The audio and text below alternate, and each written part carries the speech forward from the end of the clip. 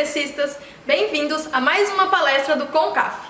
Me chamo Mariana Relussato, sou doutora em Ciências Farmacêuticas pela Universidade Estadual Paulista, também faço parte da comissão organizadora do CONCAF. É com prazer que apresento a vocês a professora doutora Raquel Petrilli Eloy, que ministrará a palestra intitulada Aplicação da nanotecnologia na veiculação tópica de fármacos pela pele. Raquel é professora adjunta na Universidade da Integração Internacional da Lusofônia Afro-Brasileira, Unilab, possui experiência em nanotecnologia, sistemas de liberação e veiculação tópica de fármacos, utilizando métodos químicos e ou físicos. Agradecemos ao palestrante pela disponibilidade e contribuição e a todos os congressistas pela presença. Estamos à disposição para quaisquer dúvidas pelos nossos canais de comunicação. Aproveito a oportunidade para lembrá-los de se inscreverem em nossos canais no YouTube e conhecer a nossa área de associados no site concaf.com.br. Boa palestra a todos!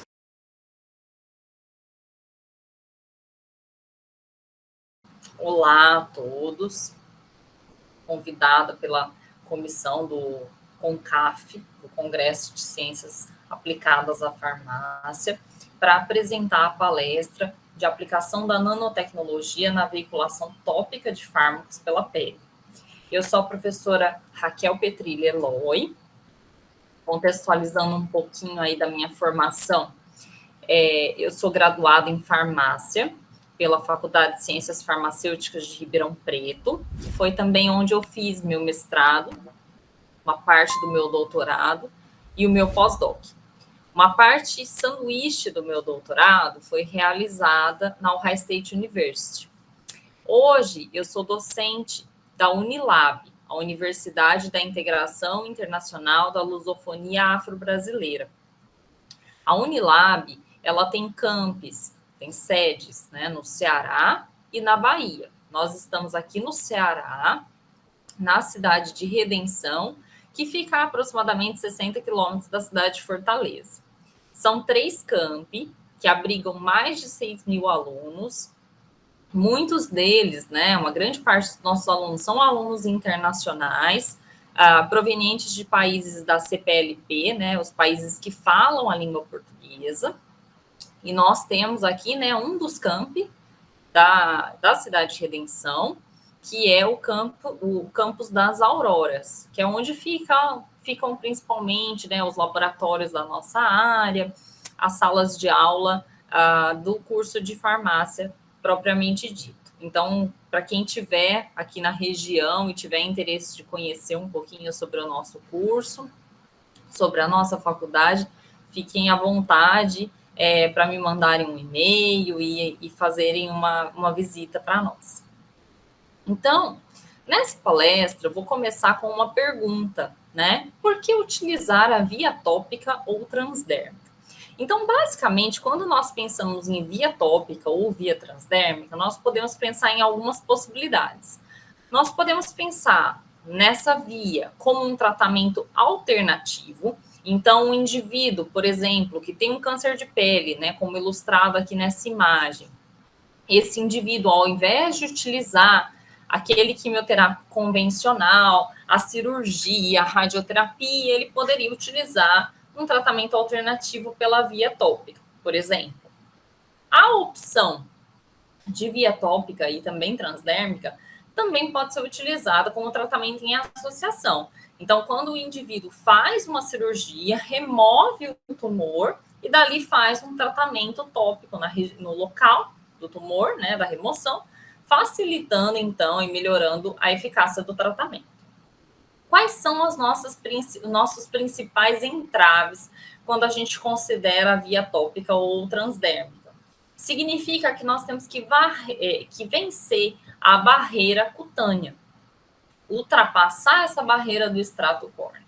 Então, basicamente, nós precisamos, né, considerando aqui a estrutura da pele, nós temos aí as camadas da epiderme. A epiderme, a camada mais externa, é o extrato córneo, né, que acaba sendo para nós a nossa principal dificuldade em atravessar a pele. Então, ela tem as suas vantagens no sentido fisiológico, né, de proteção, contra choques mecânicos, evita a perda de água e etc. Porém, quando a gente pensa na pele como via de administração, nós temos que considerar essa barreira. E nós temos que pensar em uma série de estratégias que podem ser utilizadas visando vencer essa barreira do extrato córneo. Aqui temos uma estrutura esquemática mostrando os corneócitos, que são essas células que estão mergulhadas em uma matriz lipídica. Então, como vocês podem perceber, nós temos uma camada extremamente lipofílica que nós vamos ter que vencer essa barreira através de diferentes estratégias que nós vamos comentar nessa apresentação.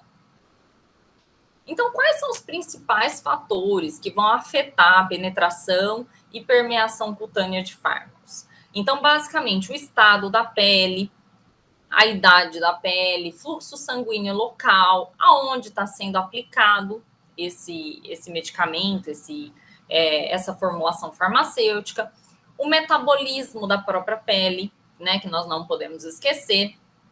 Quando eu digo diferença entre espécies, eu estou dizendo que a gente tem que ter um padrão, né, que a gente possa utilizar nos nossos estudos in vitro para poder comparar com relação à penetração cutânea e permeação cutânea esperados para a pele humana, né? Então, para isso, a gente tem que sim considerar a diferença entre espécies. Além da hidratação da pele, né? Então, muitas vezes, quando a gente pensa em veiculação de fármacos pela pele, a gente trabalha também com oclusão, visando uma maior hidratação ali do local da pele e, com isso, uma melhora da penetração e permeação cutânea, de acordo ao que a gente estiver objetivando com a nossa formulação. Então, aqui eu ilustro, né, com essa imagem, as principais vias de transporte pela pele. Então, nós temos aqui um aumento, né? Então, a via intracelular, em que a gente atravessa as paredes, né, das células dos corneócitos. A via intercelular, que é quando ele vai desviando, né, das células, né, o fármaco ou a formulação através, né, dessa matriz lipídica. E nós temos também que considerar a via apêndice, né? Então, a via de apêndice, ela, na verdade, ela é fruto, né, da passagem dessas formulações ou do fármaco pelos folículos pilosos, por folículos sebáceos, e ela vai ser uma via importante para algumas formas de veiculação que nós vamos comentar aqui na apresentação hoje também. Então, primeiramente, né, comentar um pouquinho com vocês, contextualizar qual o aparato utilizado para os estudos in vitro. Então, basicamente, nós temos que considerar que nós precisamos de estudos in vitro capazes de estimar, de quantificar quanto de fármaco nós vamos ter em cada camada da pele e também estimar a quantidade de fármaco que atingiria a corrente sanguínea caso ele fosse aplicado em humanos. Então, nós temos aqui, né, uma célula de difusão de Franz ampliada, né, em que nós podemos ver o compartimento doador, uma membrana, seja essa membrana uma membrana sintética, que pode ser utilizada, uma pele artificial, membranas de origem animal, né? Então, vou comentar com vocês um pouquinho de alguns estudos que a gente realizou de padronização para a escolha da melhor pele animal, né? E comparação de métodos de extração. E a pele humana, que também pode ser utilizada, né? Geralmente, pele humana proveniente de cirurgia plástica. Então, a partir disso, nós montamos a célula de Franz, fazemos a aplicação da formulação de interesse no compartimento doador e o compartimento receptor, ele vai estar envolvido por uma jaqueta térmica, né, visando manter a temperatura ali do meio, e ele vai mimetizar a corrente sanguínea. Quando a gente trabalha com fármacos lipofílicos, a gente precisa ter um cuidado a mais na escolha desse tampão do compartimento receptor, porque nós temos que considerar a solubilidade daquele fármaco lipofílico no meio. Então, é importante garantir as sync conditions. Então, aqui as membranas sintéticas, como eu comentei, as membranas de origem animal e a pele humana, que acaba sendo o padrão ouro para os estudos, porém, nós temos que considerar que a pele humana proveniente de de cirurgia plástica, ela vai vir de diferentes regiões, de diferentes indivíduos, e isso pode sim gerar uma dificuldade de padronização, além das questões éticas todas envolvidas, tá certo? Então, nós vamos comentar um pouquinho aí sobre a escolha que é hoje em dia mais utilizada aqui no nosso país. Então, algumas estratégias que nós vamos comentar ao longo dessa apresentação.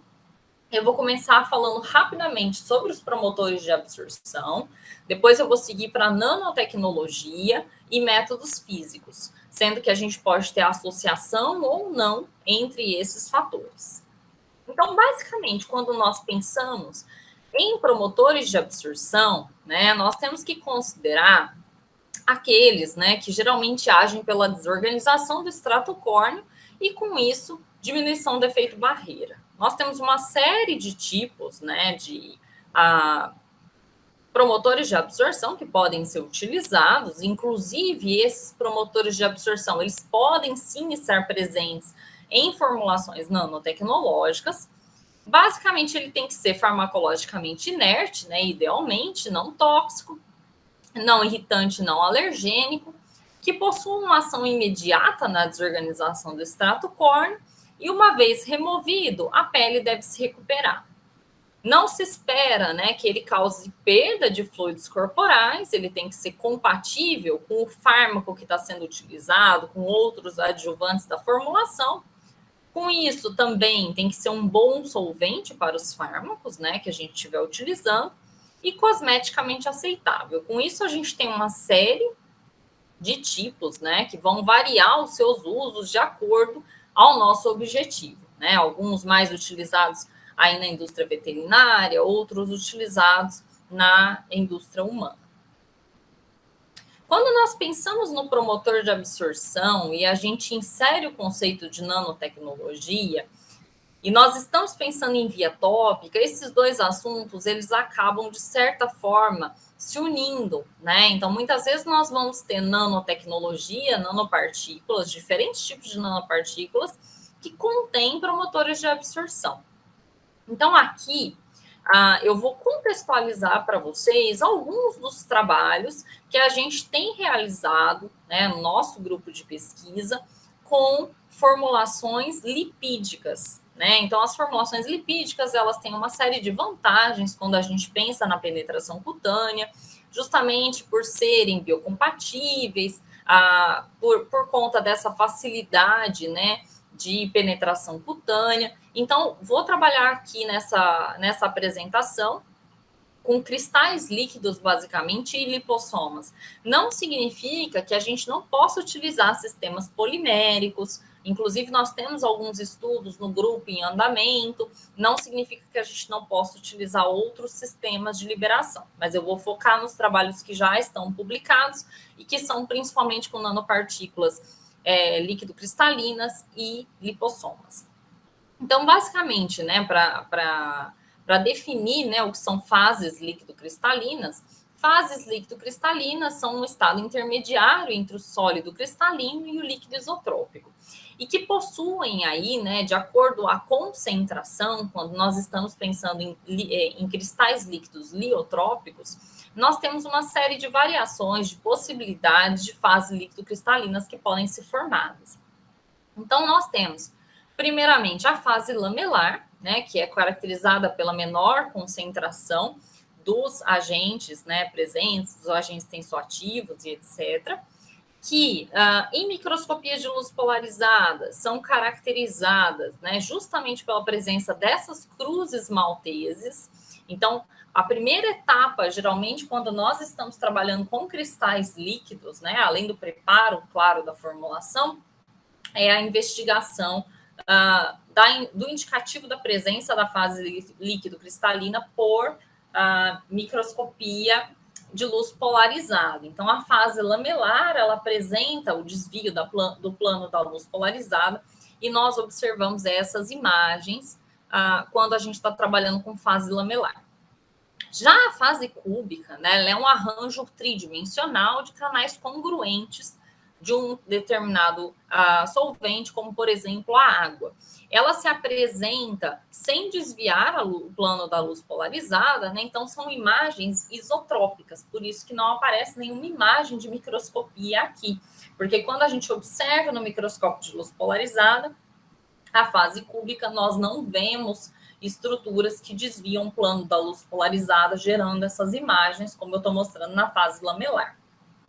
Na fase hexagonal, nós temos um arranjo, né, cilíndrico de micelas, né, concêntricas, que vão se organizar e vão se apresentar no microscópio de luz polarizada como essas estriações com uma grande variação de cores, né?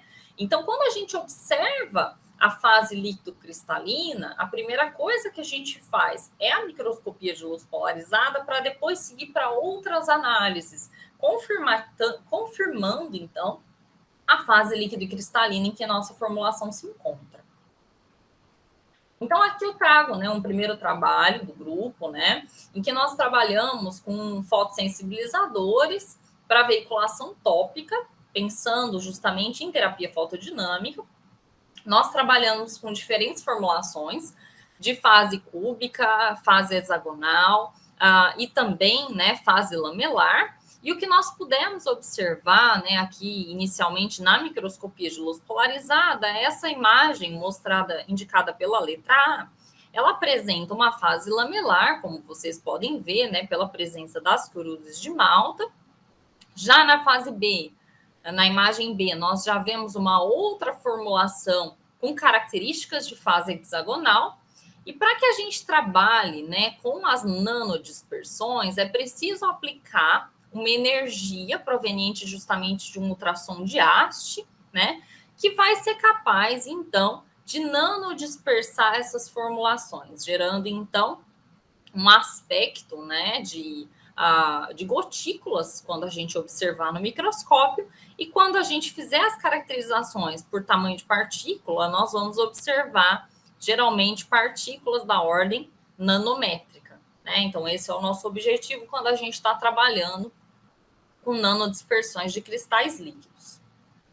Nesse mesmo trabalho, nós já aplicamos, né, um fármaco modelo utilizado para a terapia fotodinâmica, que é a zinco-ftalocianina tetrasulfonada, e nós comparamos a penetração cutânea da fase cúbica e da fase hexagonal, bulk gel, né, aquela fase antes da nanodispersão, e as nanodispersões propriamente ditas, como eu comentei com vocês, após a sonicação e ultrassom de haste. O que nós pudemos observar foi um aumento da penetração cutânea para nanodispersões, principalmente para a fase hexagonal, né? Indicando aí um potencial da fase hexagonal, de acordo também a outros estudos de outros grupos de pesquisa, né, provenientes aí da literatura, a fase hexagonal ela tem essa utilização interessante para aumento da penetração cutânea.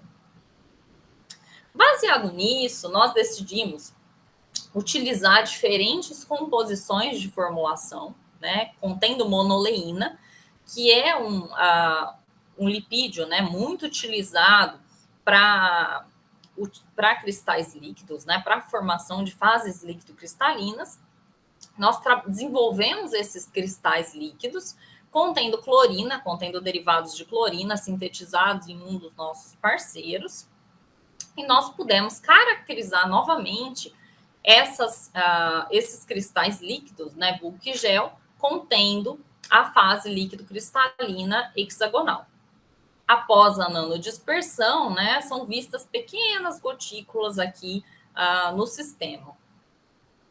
Para a gente ter um confirmativo realmente, né, da fase líquido-cristalina, é bastante importante, quando a gente trabalha com esse tipo de sistema, realizar a difração de raio-x a baixo ângulo, né? Então, geralmente, essas análises são feitas em parceiros, né, da física, parceiros que possuem o equipamento e auxiliam, né, na nossa interpretação de dados, e nós podemos observar, através das indexações, dos picos, dos índices de Miller, que nós temos, então, uma fase líquido-cristalina hexagonal, então confirmativo já das nossas imagens de microscopia de luz polarizada. Além disso, através do distanciamento entre as caudas, né, das distâncias interplanares, nós podemos aí inferir, né, aonde o fármaco possivelmente está localizado nesse tipo de sistema. Então, é uma análise bastante importante quando a gente está trabalhando com cristais líquidos e que a gente geralmente faz para as nossas formulações de interesse. Selecionamos as formulações de interesse e avaliamos por difração de raio-x de baixo ângulo.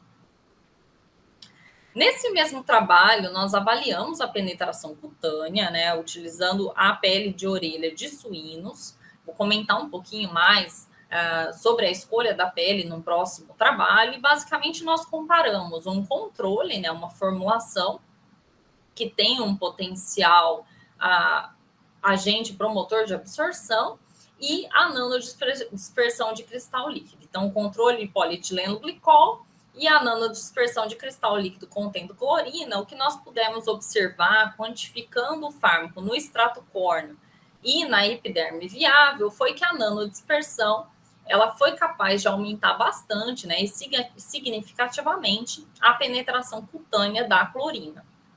Esse estudo foi realizado em vivo, em animais, hairless, em camundongos hairless, e nós também pudemos observar essa diferença estatística entre o controle e a nanodispersão. Então, aí demonstrando, né, que realmente essas formulações são de interesse para veiculação tópica, pensando em aplicações na terapia fotodinâmica do câncer de pele. Outros estudos foram realizados, né, pelo nosso grupo, utilizando essas nanodispersões de cristais líquidos, porém, agora funcionalizando essas nanodispersões com peptídeos de transdução de membrana, visando aumentar ainda mais a penetração cutânea para veiculação de siRNAs. Então, os peptídeos de transdução de membrana aqui, eles têm uma função também, né, de fazer essa conjugação por carga com os siRNAs, né? Então, os siRNAs bastante negativos e os peptídeos de transdução de membrana utilizados, penetratin e TAT, positivos, incorporados em nanodispersões de cristais líquidos. Então, foram realizadas as caracterizações por microscopia de luz polarizada e, em seguida, a quantificação e a verificação dessas fases líquido-cristalinas por difração de raio-x de baixo ângulo.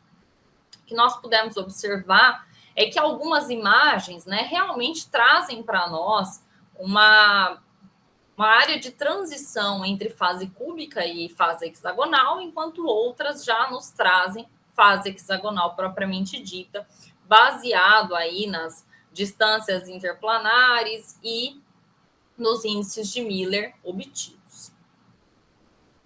A partir disso, nós escolhemos, né, trabalhar com algumas formulações. Então, foram trabalhadas formulações com monoleína, a polietilenimina, o ácido oleico e os 2 peptídeos de transdução de membrana que foram estudados, o TAT, que é derivado do HIV1, de uma sequência específica do HIV1, e o penetratin, que é derivado da drosófila.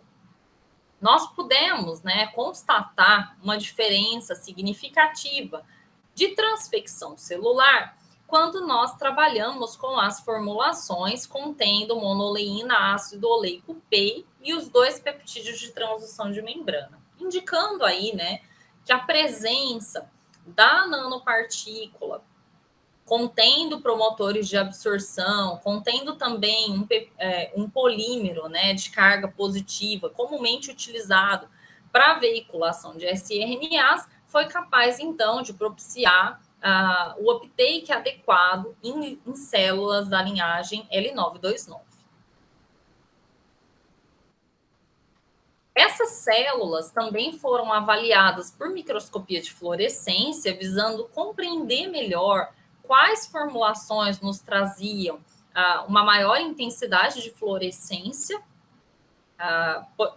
pelos estudos de microscopia, né? Então, uma maior transfecção do siRNA e nós pudemos observar que as formulações contendo o peptídeo TAT foram superiores às formulações contendo o peptídeo penetratin. E esse peptídeo, então, foi escolhido para as próximas etapas do estudo.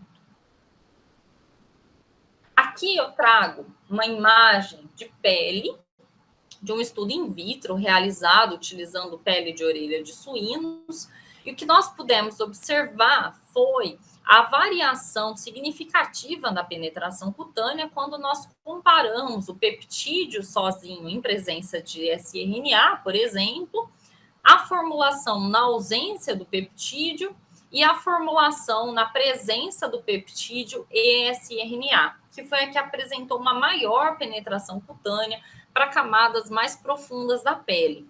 Para esses estudos, nós utilizamos o siRNA fluorescente, marcado com FITC, para que a gente justamente pudesse ver, observar essa fluorescência em verde. Bom, o siRNA, o mecanismo dele de ação, ele se baseia no mecanismo de interferência no RNA mensageiro. Então, a partir do momento que nós temos a interferência no RNA mensageiro, através de uma sequência complementar, isso prejudica a produção de uma determinada proteína de interesse terapêutico. Então, aqui no caso, nós estávamos trabalhando com citocinas pró-inflamatórias, pensando justamente na aplicação em doenças inflamatórias, como a psoríase. Nós utilizamos como proteína modelo o TNF-alfa.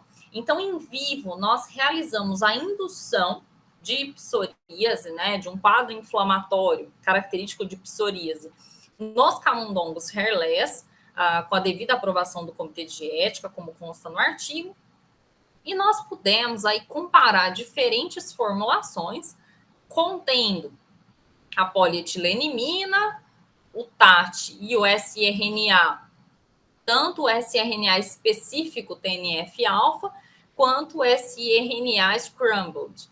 E o que nós observamos, né, foi justamente que a formulação contendo monoleína ácido oleico PEI na presença de TAT e siRNA específico para a proteína TNF-alfa foi a que propiciou o maior silenciamento, né, do nosso RNA mensageiro e, portanto, uma inibição da tradução, da produção da proteína. Então, justamente essa formulação, ela apresentou resultados semelhantes ao controle negativo, em que não houve indução de quadro inflamatório, demonstrando justamente a eficácia da formulação desenvolvida para veiculação tópica e tratamento de psoríase aí em vivo, né, em animais, em modelo animal.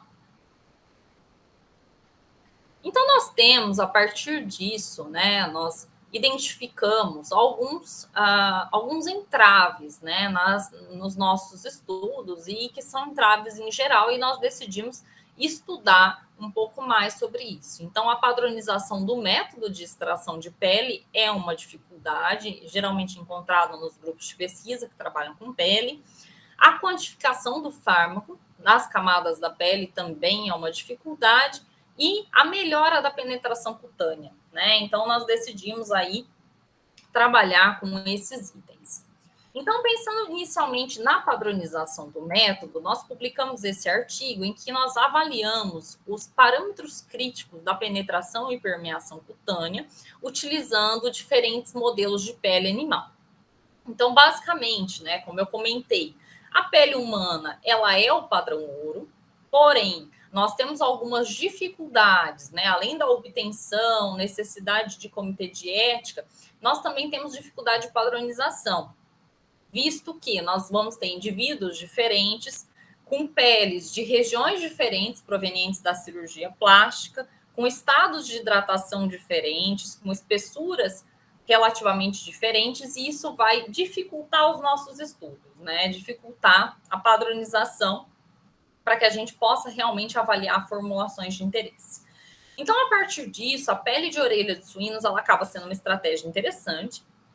Ela possui uma semelhança de espessura com o extrato córneo da pele humana, semelhança na densidade de folículos pilosos e uma grande facilidade de obtenção, uma vez que nós não precisamos, né, utilizar animais exclusivamente para esse fim. Os animais que são utilizados, eles são provenientes de abatedouros que já vão utilizar a carne dos animais, e as orelhas são, então, apenas uma parte, né, daquele animal que já seria utilizado para consumo, né? Então, com isso, acaba sendo uma grande vantagem, né? Além disso, a padronização, justamente porque a gente trabalha sempre com a mesma região, no caso, a orelha. Então, com isso, nós decidimos padronizar o método de extração. Então, o extrato córneo, ele geralmente é extraído com fitas adesivas, né? São 15 fitas adesivas que são removidas sucessivamente para a remoção do extrato córneo. Nós padronizamos, né, o método convencional, que geralmente é a pressão realizada com o dedo. Nós fizemos o uso de um peso padrão e nós fizemos a utilização de um roller. Qual que é o nosso objetivo? Justamente avaliar, né, pensando nas variações entre laboratórios, qual seria a melhor estratégia, né? Então, aqui a gente pode ver quais dessas estratégias, né, acabam extraindo um pouco mais do extrato córneo em relação a outras estratégias. Além disso, um ponto a se considerar é que nós utilizamos essa pele de orelha de suínos por algum tempo, né? Então, a partir do momento que ela é obtida no frigorífico, nem sempre a gente consegue utilizar toda a pele que chegou no laboratório fresca, né? E a partir disso, nós precisamos, então, considerar possibilidades de estocagem que nos tragam, então, uma melhor conservação dessa pele. Então, nesse trabalho, nós também avaliamos, né, o tempo de estocagem da pele. E nós concluímos, então, que cada laboratório precisa, sim, padronizar como vai fazer essa estocagem da pele, por quanto tempo vai fazer essa estocagem da pele, porque realmente é possível observar diferenças na penetração cutânea quando a gente trabalha com pele. Então, nesse trabalho também, em particular, nós acrescentamos algumas informações sobre métodos para verificação da integridade da pele. Então, a integridade da pele, ela pode ser avaliada justamente pela porcentagem, né, pela quantidade em microamperes de uma corrente elétrica aplicada externa, que é capaz de atravessar a pele. Então, quanto mais íntegra a pele, menor corrente elétrica é capaz de atravessar essa pele, enquanto que, se a pele não estiver íntegra, muita corrente elétrica vai passar. Com isso, existem parâmetros em artigos da literatura, né, e nos nossos trabalhos que estabelecem um limite de aceitação nesses estudos de resistividade cutânea, em que a gente pode, então, a partir desses dados, decidir também se aquela determinada amostra de pele, por mais que ela tenha sido conservada adequadamente, se ela está realmente íntegra para os nossos estudos de penetração cutânea. Ou seja, se o extrato córneo está íntegro, se nós vamos ter um resultado fidedigno. Então, esses estudos são muito importantes para quem trabalha com pele.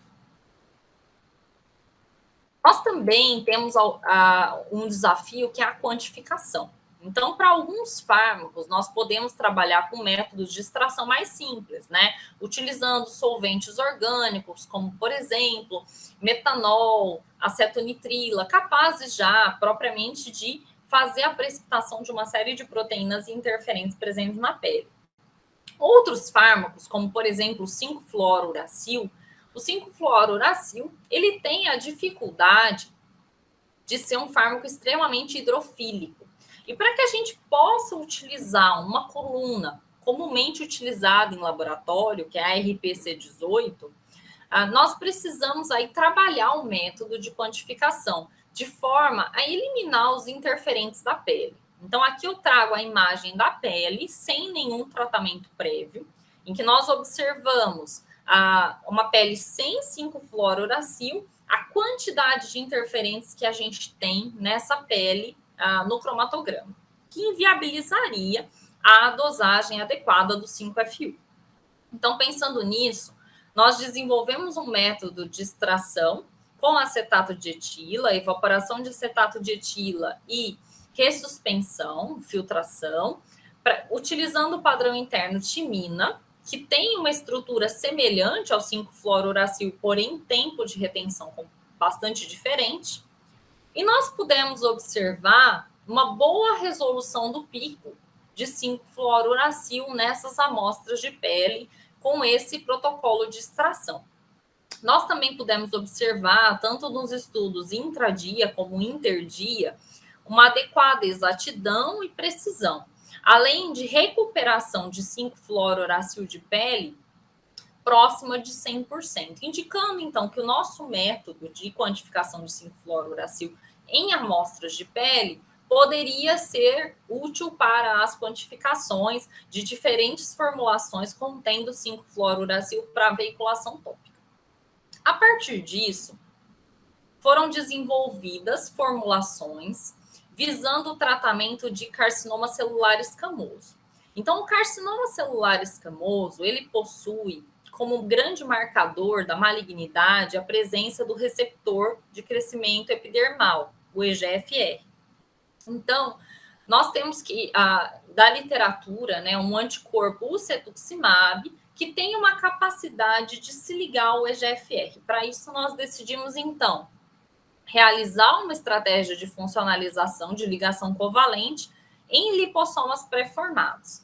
Para isso, foi utilizado o reagente de Trout em presença do anticorpo cetuximab, formando, então, aí uma extremidade reativa capaz de interagir na presença de maleimida. Então, uma vez estiolado o anticorpo, ele é capaz de interagir com a maleimida, aqui presente nos lipossomas pré-formados, então, lipossomas preparados e, com isso, a formação de uma reação, de uma ligação covalente com uma ligação tioéter. A partir disso, a partir dos imunolipossomas preparados, contendo cetuximab na superfície, nós decidimos avaliar a eficácia desses imunolipossomas e também dos lipossomas, além das soluções controle, em células de carcinoma celular escamoso. Então, esse estudo, né, ele está trabalhando inicialmente com as células de pele in vitro para justamente a gente poder avaliar a eficácia nessa linhagem celular, pensando numa aplicação tópica. Então, nesse estudo, nós fizemos aí a avaliação do IC50, as curvas de dose-resposta para a viabilidade celular, então, foram obtidas em diferentes tempos, contendo as soluções de fármaco ou de anticorpo, também os lipossomas e os imunolipossomas.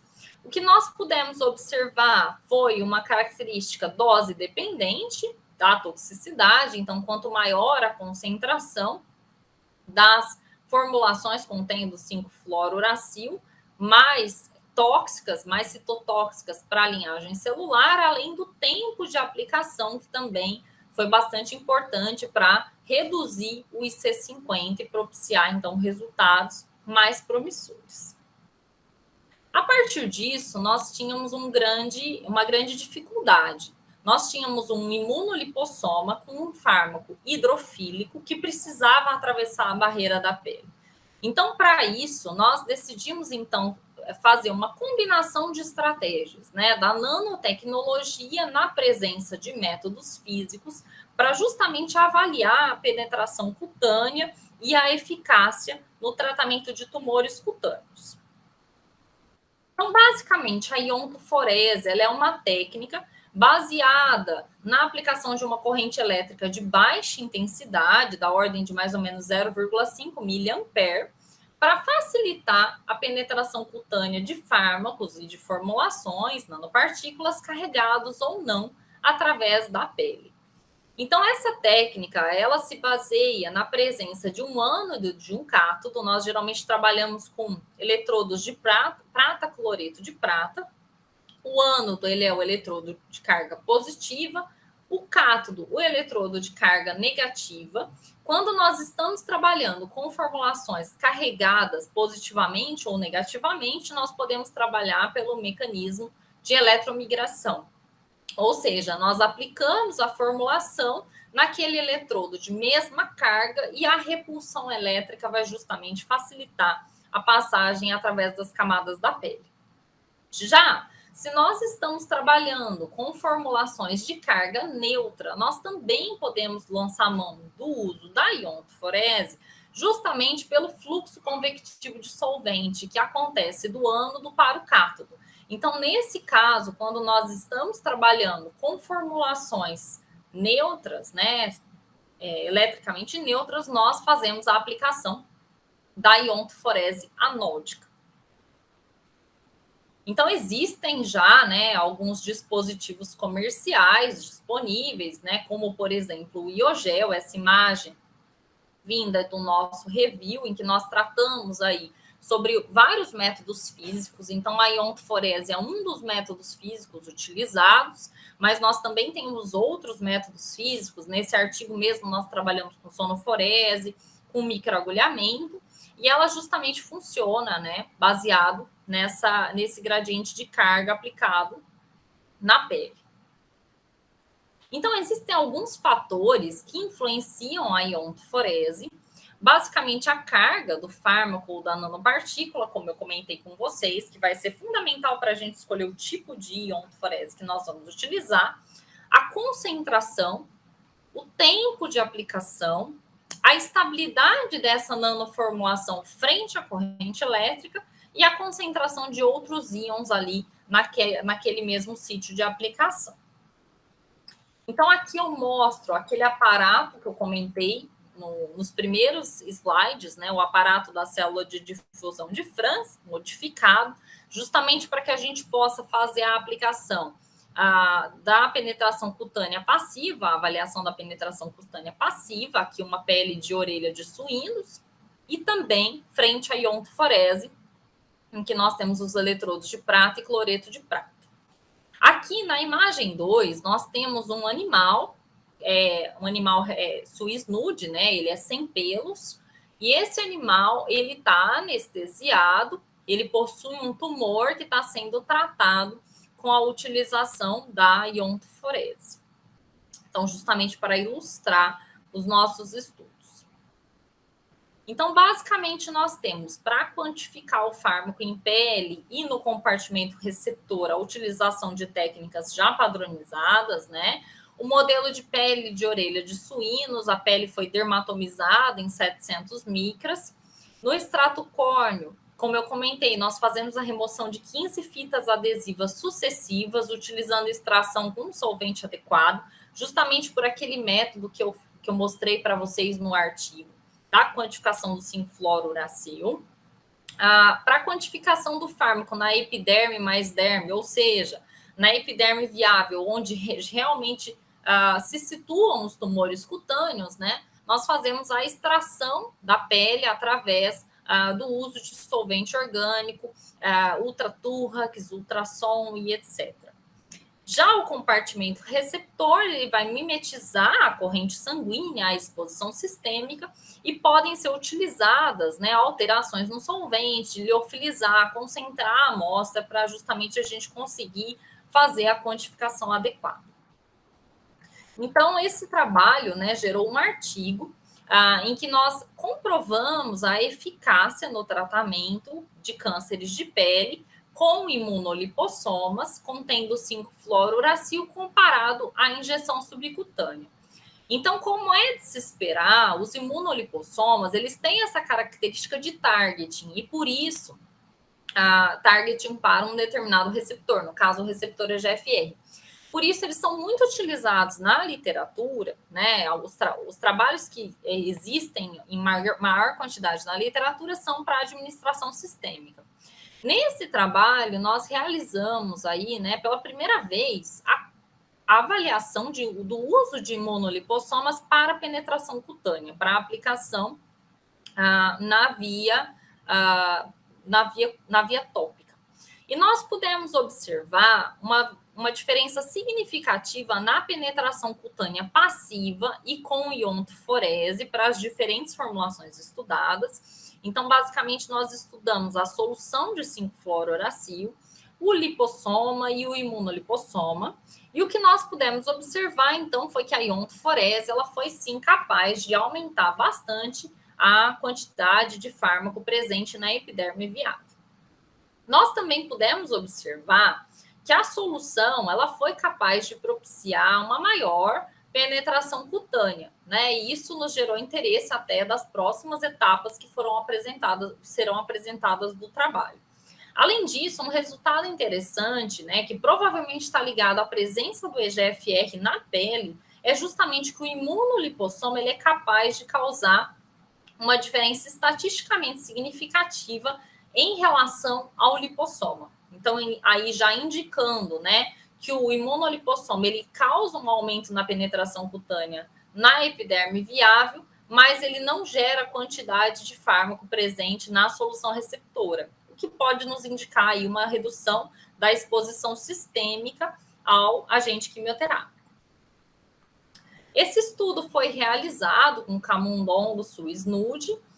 Esses camundongos tiveram o tumor, né, induzido através de injeção subcutânea de células A431 e eles foram tratados com iontoforese ou com injeção subcutânea. Então, na injeção subcutânea, nós fazemos a injeção de uma pequena quantidade de formulação justamente no sítio próximo ao tumor e observamos aí a redução dos tumores. Então, o quadro B, ele traz para nós os resultados de injeção subcutânea, com tratamento subcutâneo com as formulações, enquanto que no quadro A, eu trago as imagens obtidas dos tumores ao final do estudo, após o sacrifício dos animais, em que nós pudemos observar a eficácia da iontoforese. A redução de tumores, ela foi característica para todos os tumores observados, porém, para os imunolipossomas, nós pudemos observar uma redução maior dos tumores comparado aos demais grupos, né? Tanto no estudo de subcutâneo, quanto no estudo por via tópica utilizando iontoforese. Esses tumores, eles foram avaliados por hematoxilina e eosina e também pelo teste imunohistoquímico do KI67. O KI67 ele é um teste capaz de nos mostrar, através da presença desses núcleos castanhos corados, o quanto de células ainda se encontram em proliferação naquele momento, né? Se encontravam em proliferação naquele tumor. Como a gente pode ver aqui no controle negativo, uma grande porcentagem de células ainda apresentavam núcleos castanhos e por isso estavam em estado de proliferação. Enquanto que para o tratamento subcutâneo e para a iontoforese, principalmente, nós pudemos observar uma diferença bastante grande na quantidade de núcleos castanhos, enquanto que para os imunolipossomas tratados, né, aplicados em tratamento subcutâneo, nós obtivemos cerca de 21% de núcleos castanhos. Já para a iontoforese, nós observamos 0,2%. Então, demonstrando que além da redução do volume tumoral observado nos animais, houve também a redução da agressividade desses tumores, demonstrando a eficácia do uso da via tópica associado à nanopartícula e iontoforese para penetração cutânea e tratamento de tumores tópicos. Existem, né, como eu comentei, alguns dispositivos comerciais, um deles até que foi utilizado no nosso trabalho, que é o Iogel. Existem outros também disponíveis no mercado, pensando em outros objetivos. O Drionic, por exemplo, utilizado para tratamento de sudorese palmar e plantar. E o Lidocyte, que foi o primeiro aprovado para analgesia com lidocaína e epinefrina. Nós temos aqui algumas das nossas conclusões dos nossos trabalhos, né, até o momento, em que a gente tem a possibilidade de aumentar a penetração e a permeação cutânea de fármacos utilizando nanotecnologia. Os métodos físicos também são interessantes para essa utilização, visto que nós já temos alguns dispositivos já comercializados, então eles são promissores. Porém, nós temos aí diversos estudos que ainda estão avaliando a aplicação desse tipo de sistema nanoparticulado conjunto a métodos físicos. Então, nós não temos até o momento produtos no mercado, porém, nós temos uma série de estudos em andamento em vários grupos de pesquisa. Aqui eu trago algumas das referências utilizadas. Gostaria de deixar meu e-mail de contato para caso vocês tenham interesse na linha de pesquisa, queiram tirar dúvidas, conversar sobre o assunto. Gostaria de agradecer a FAPESP, que propiciou durante muitos anos aí o financiamento de vários desses estudos, o CNPq, que financia nossos estudos até hoje, o CDFAR, que é um grupo parceiro que trabalha diretamente com o nosso grupo, que é o TecFar, da Unilab, e agradecer à Unilab e à Universidade Federal do Ceará, além, claro, de agradecer a atenção de todos vocês e a comissão organizadora do CONCAF. Muito obrigada.